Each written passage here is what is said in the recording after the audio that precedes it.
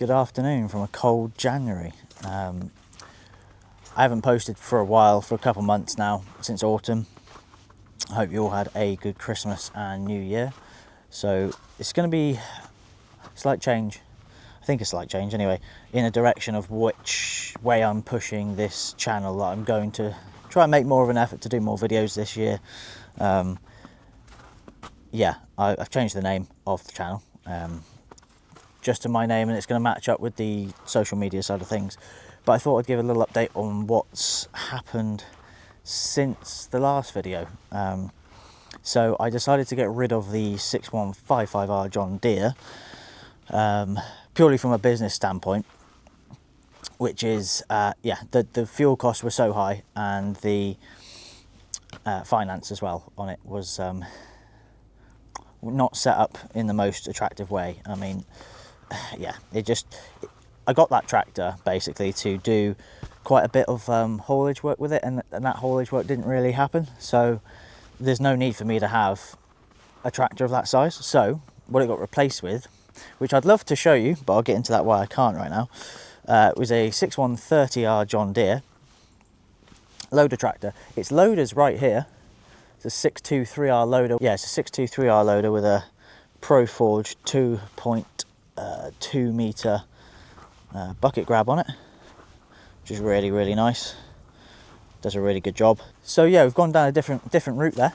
I've currently got this Teagle X Pro 250, which is not mine. This is up from Teagle. Teagle have lent me this whilst they fabricate mine up.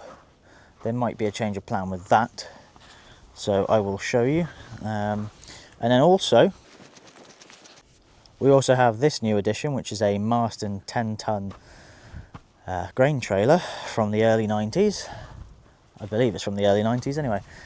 It has an auto rear opening tailgate, which is, in my opinion, better than having a manual opening one, but not as good as if you had a hydraulic rear door on it.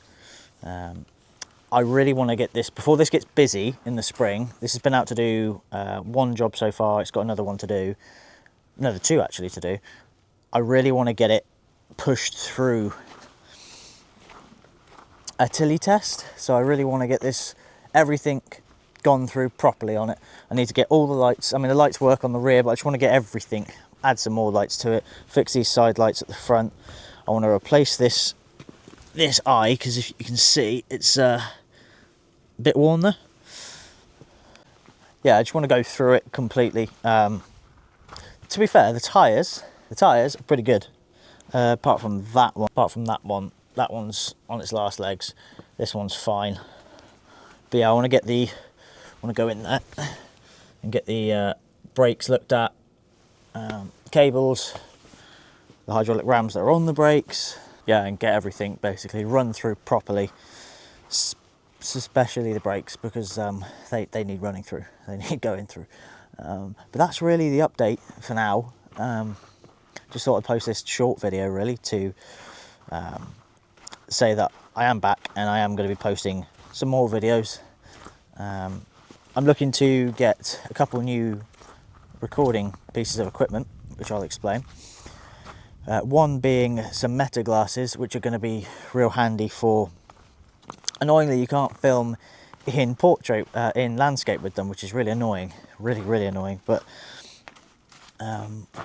they'll be helpful for YouTube Shorts and Instagram Reels. And also a DJI Neo 2, which is a nice fixed arm drone. Really into my drones. The drone I got at the minute is a Mavic 3, and yes, it's a very good drone and really capable, even in windy conditions. But when you're on a job, this is another thing why there's not been that much content, because this year's been last year, 2025, was a really tough year, really. Financially, it was just basically save every penny you can, because it was just a crap year. Since the last video, I have got my spraying tickets now, so I will be out spraying quite a bit in the spring and the summer with the CF Moto buggy that you've seen. So we'll be out spraying with that. And yeah, so there's a few additions machinery wise. Yeah, got the sprayer coming down, set of pallet forks, things like that. So yeah, it's going to be a day in the life kind of videos, and probably filmed quite sporadically, shall we say. I don't know if I can commit to a timetable, but the videos are going to get filmed and they're going to get uploaded. I'm quite particular when it comes to how well they look, but I need to just chill out, I think, with that. Like I've been from the start, it's I'm still a one-man band, and yeah, hopefully you'll find it somewhat interesting to view through the years as we grow. As I grow, and potentially it becomes a we in the future. So it's cold. It's cold. Hedge cutting season's sort of real slowed down now. I've got a couple of commercial jobs to do. Yeah, it is a bit of a ball ache, to be honest, but I'm going to try and make an effort to film more things this year. I am going to Lammer next week, so I'll probably record some things from Lammer, and yeah, probably post a little video there and see how we go. So the tractor isn't here, and you can't see the tractor yet because the tractor's back window got smashed in, as well as some of the cab trim, plastic trim, and it's currently sat in a field. I've just bought a Henry Hoover this morning to suck all the glass out that's smashed into the cab and on the back of the tractor and on the floor. So got a clean up job. I've got Halses coming out tomorrow because they happen to be working in Chippenham. Yeah, so that's why you can't see the tractor. Now, the reason I'm getting rid of the McConnell hedge cutter, I'll be honest, is I'm quite sick of... I bought that hedge cutter brand new, and no, it isn't, it's not a big, expensive, 35 to 50,000 pound hedge cutter. It was like 23 grand plus the VAT, but it's 3 years ago, 2.5 years ago. I bought it new, and ever since I bought it, it's just been issue after issue. So yeah, whether a pipe bursting, I've had 3 or 4 pipes burst on it now, like pinhole leak, like a real fine from the oil getting too hot. I've had solenoid issues. I've had the slew ram. Basically, what happened was I finished hedge cutting a job, lovely job, the last day of 2025, last hedge cutting job, literally the last day of 2025. Folded her up, as I always do, folded her around, so she was 90 degrees behind me. I turned right away from the hedge, obviously hedge cut on your left. Turned right, so she slewed round under power. And as I drove round to the right, the momentum, it was like the slew ram was in float, just swung round into the back of the cab. I was quite concerned that the cab was damaged, but it wasn't, thank God, because I've only had the tractor a month. I've only had the tractor a month. But a lot of the trim, the plastic trim, took the brunt. So I've got to replace that, which is I've been told, a bit of a bastard of a job. So yeah, that's why you can't see the tractor or the hedge cutter at the minute, because yeah, the tractor will be back here tomorrow. And in fact, I'll film it. I'll film the damage tomorrow when I get there. And yeah, that'll be another video. So may as well film that and then film the cleanup. What great fun. So, Lammer 2026. Now, the point of going to Lammer this year is actually to buy something. Never been and bought a machine from Lammer.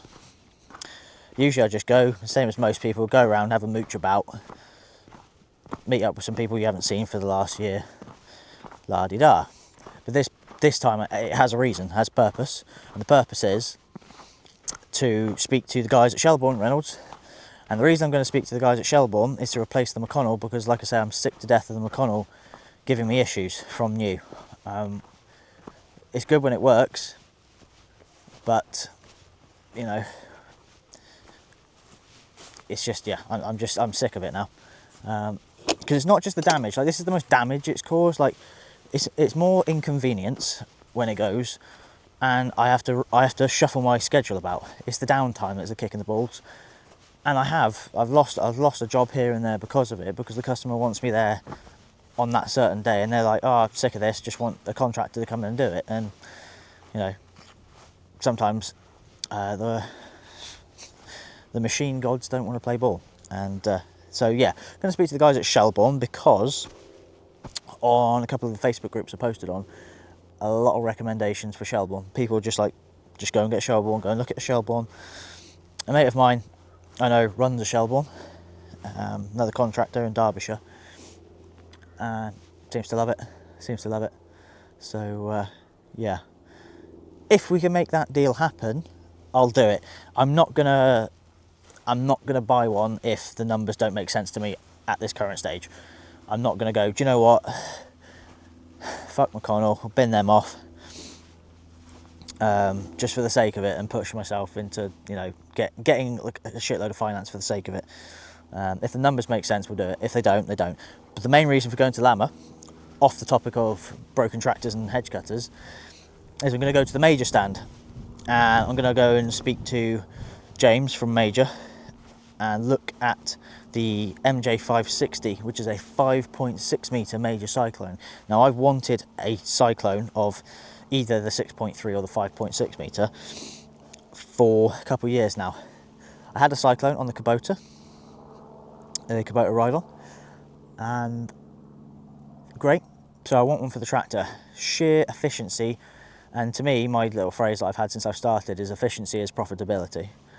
It's all very well charging an hourly rate and turning up with a flail mower, but if you don't need to use a flail mower, then why use one? You know, you're burning shitloads of fuel, you're taking ages on the job, wearing out tyres, getting fatigued. You know, if someone said to you, come do, you know, I've actually had it where someone's asked me to quote for 100 acres, and running a flail mower isn't cheap. So you come in at, you know, X amount per acre, but then you times that by 100 acres. You reduce it a little bit because, you know, it's a nice big open area. Reduce your acre rate. But someone will come in with a batwing at £4 or £5 an acre less than you. Doesn't matter about the finish. The customer might not care about the finish on that size of job. Well, the Cyclone does a nice finish and covers large area. So that is why I want to get one. Oh, sun's in your face there. The reason the finish is really important to me is because I do a lot of equestrian properties, and the flail mulches so finely that the grass can grow up through nice and easily. That's really important to me. Cut finish is really important, because the last thing I want is unhappy customers when it comes to topping, which, you know, for most contractors, topping is just those little pocket money jobs. For me, it's kind of my bread and butter. That and hedge cutting, which is, like I say, why the hedge cut is so important to me, that it's reliable. Looked at the percentages, like on my invoicing software, percentages of how much of my overall income is hedge cutting, how much of it's flat, like most of it, I can't remember the exact percentages, I'll have to look, but the vast majority is hedge cutting, and then it's flail mowing. Yeah, so this year's all been about, or last year, towards the end of last year and into this year, it's all about making the business more profitable. Profit, efficiency through the roof is what I want. And yeah, I'm confident this year's going to be good. The reason this year was also pretty crap was because of how dry it was. Now, obviously that just stops grass growth, and like I say, a lot of what I do is mowing, and I also had the Kubota mower, which you saw. The Kubota's now gone. I've sold that the other day, along with my Brian James plant trailer. Which some of you might be like, why are you selling the trailer? Well, the reason I sold the trailer is because I want to replace it with a triaxle 16 or 18 foot tilt bed. So it's flat, so yes, I can put a couple bit of, you know, a few bales on to start with. I could always go and buy a cheap used bale trailer, and I can move pallets about, I can put machines, I can just lift machines on with the loader, and it's going to be a much more helpful, useful trailer rather than the plant trailer that you can only load from the back, or stuff with, you know, straps and slings, so, and chains and whatever. So yeah, that's the reason. And yeah, so I'll record a video tomorrow. I'll just record a bit here and there and see where we go. But like I say, I can't promise some X amount of videos per week, but we will yeah, this has been a bit of a ramble just to get you guys caught back up on where we are. And this is where we are. So you'll see the tractor tomorrow, or you might not see it tomorrow, but I'll record it anyway tomorrow, and what condition she's in. She has been sat out for about 4 days because I can't move the hedge cutter. The reason she's sat out in the field is I can't move the trimmer, and I didn't have a hoover. I had to buy a Henry Hoover this morning. and with everyone still being shut until January 5th, some people were open on January 2nd. I'll be honest, I fucking hate this time of year. Every cunt's shut. No one wants to spend any money. No businesses seem to be open when I need them, and this just puts just puts the nail in the coffin on my opinion that I hate the time between Christmas and New Year.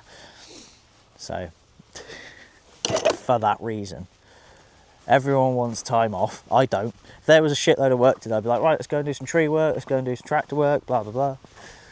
I did a nice tree job recently, didn't film any of that, just wanted to get that done. Yeah, it's just, right. I'll stop waffling now, and I'll see you on the other side. Cheers.